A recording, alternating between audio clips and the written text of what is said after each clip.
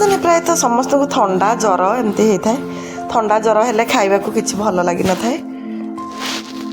ଆଜି ଆମେ ସେଇ ଗୋଟେ ରେସିପି ଏମିତି ବନେଇବା ଯେଉଁଟାକି ଖାଇଲେ ଆମକୁ ବହୁତ ମାନେ ଥଣ୍ଡା ଜ୍ୱର ଏସବୁ ହେଇଥିଲେ ପାଟିକି କିଛି ଭଲ ନ ଲାଗୁଥିଲେ ଏଇଟା ବନେଇ ଖାଇଲେ ବହୁତ ଭଲ ଲାଗିବ। এই ରେସିପିଟି ବଢ଼ି ଫୁଲା ବା ବଢ଼ି ପାଣି ଏମିତି ବନେଇ ଥରେ ଟ୍ରାଏ କରନ୍ତୁ, ଦେଖିବେ ବହୁତ ଭଲ ଲାଗିବ।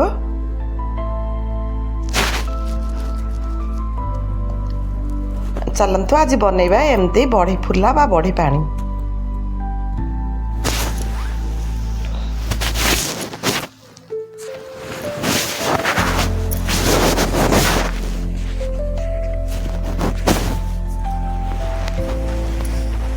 এই ବଢ଼ି ଫୁଲା ବନେଇବା ପାଇଁ ଆମକୁ ଦରକାର ଏଠି କିଛି ବଢ଼ି, କିଛି କଟା ପିଆଜ, ରସୁଣ, କଞ୍ଚା ଲଙ୍କା, ଭୃସଙ୍ଗ ପତ୍ର, ଜିରା, ଲଙ୍କା, ଟମାଟୋ,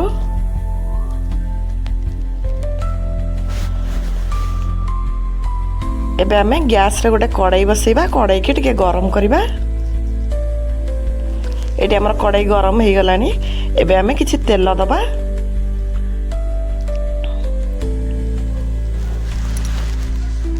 ଏବେ ଆମେ ବଢ଼ିଟାକୁ ଦେଇ ଭାଜିବା। ବଢ଼ିଟାକୁ ଟିକେ ଗୋଲ୍ଡେନ୍ ବ୍ରାଉନ୍ କଲର୍ କରି ଭାଜିବା।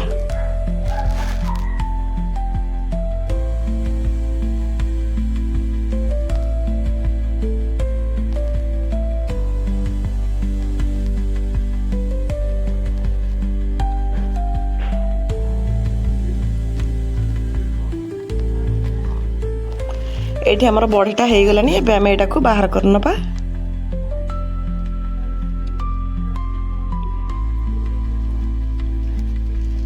ଏବେ ଗୋଟେ ଶୁଖିଲା ଲଙ୍କା ଦେବା।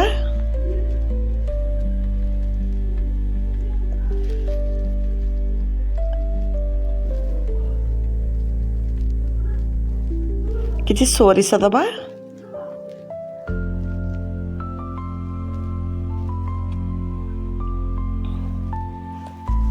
କାଟି ରଖିଥିବା ପିଆଜ ଦେଇଦେବା। ପିଆଜକୁ ଟିକେ ଗୋଲ୍ଡେନ୍ ବ୍ରାଉନ୍ କଲର୍ କରି ଆମେ ଭାଜିବା।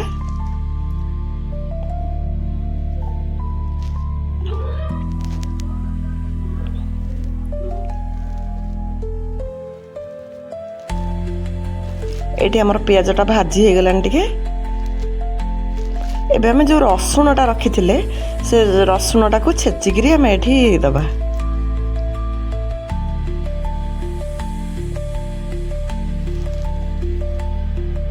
ରସୁଣକୁ ବି କିଛି ସମୟ ଆମେ ଭାଜି ନେବା।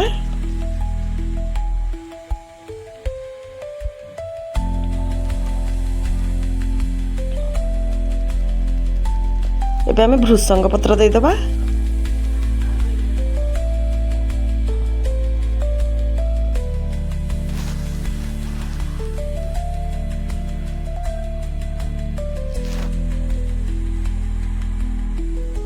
ଏବେ କାଟି ରଖିଥିବା ଟମାଟୋ ଦେଇଦେବା। ଏଥିରେ ଟମାଟୋ ଟିକେ ଅଧିକ ଦେଲେ ଏଇଟା ଭଲ ଲାଗିଥାଏ।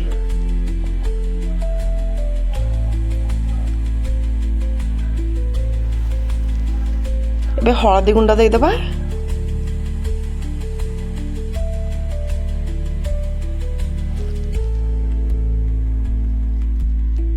ସ୍ୱାଦ ଅନୁସାରେ ଲୁଣ ଦେବା। ଏସବୁକୁ ଭଲ ଭାବରେ ମିଶାଇ ନେବା।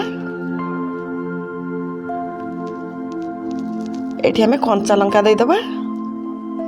ଏଠି ଟମାଟୋଟା ସିଝିବା ପାଇଁ ଆମେ ଟିକେ କଭର କରିନେବା। ମୋ ରେସିପିଟି ଆପଣମାନଙ୍କୁ ଯଦି ଭଲ ଲାଗିଥିବ ମୋ ଚ୍ୟାନେଲକୁ ଲାଇକ୍, ସେୟାର, ସବସ୍କ୍ରାଇବ୍ କରିବେ। ନୂଆ ନୂଆ ଭିଡ଼ିଓ ଦେଖିବା ପାଇଁ ପାଖରେ ଥିବା ବେଲ୍ ଆଇକନ୍କୁ ପ୍ରେସ୍ କରିବେ, ଯାହାଦ୍ୱାରା ମୁଁ ଯାହା ବି ନୂଆ ରେସିପି ପକାଇବି ଆପଣମାନଙ୍କ ପାଖରେ ସର୍ବପ୍ରଥମେ ପହଞ୍ଚିବ।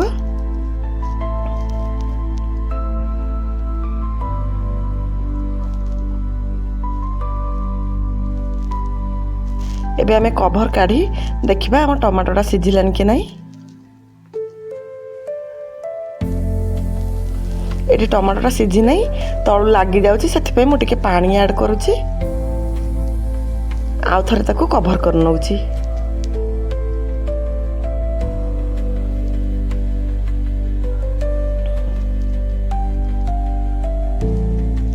ଏଠି ଆମ ଟମାଟୋଟା ସିଝି ଆସିଲାନି ଆମେ ଟିକେ ଖରିକାରେ ତାକୁ ଚାପି ନେବା ଏମିତି ଖରିକାରେ ଚାପି ନେଲେ ସେଇଟା ମିଶିଯିବ ଭଲ ଲାଗିବ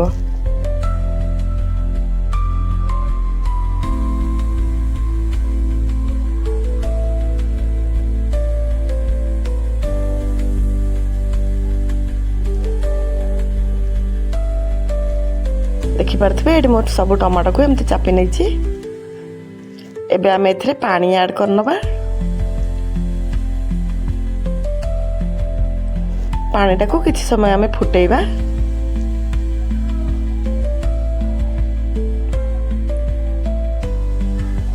ପାଣିଟା ଜଲ୍ଦି ଫୁଟିବା ପାଇଁ ଆମେ ତାକୁ କଭର କରିନେବା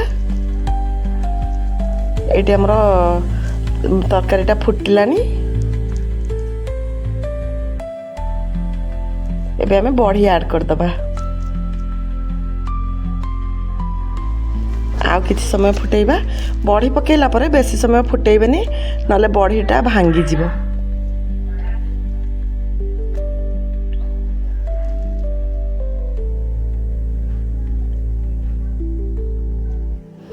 ଏବେ ଆମେ ସେ ଯେଉଁ ଜିରା ଲଙ୍କା ନେଇଥିଲେ ତାକୁ ଟିକେ ଭାଜି ଗୁଣ୍ଡ କରି ମୁଁ ଏଠି ଦେଉଛି ଜିରା ଲଙ୍କାର ଗୁଣ୍ଡଟା ଏଇ ତରକାରୀର ଟେଷ୍ଟଟାକୁ ବଢ଼େଇ ଦେଇଥାଏ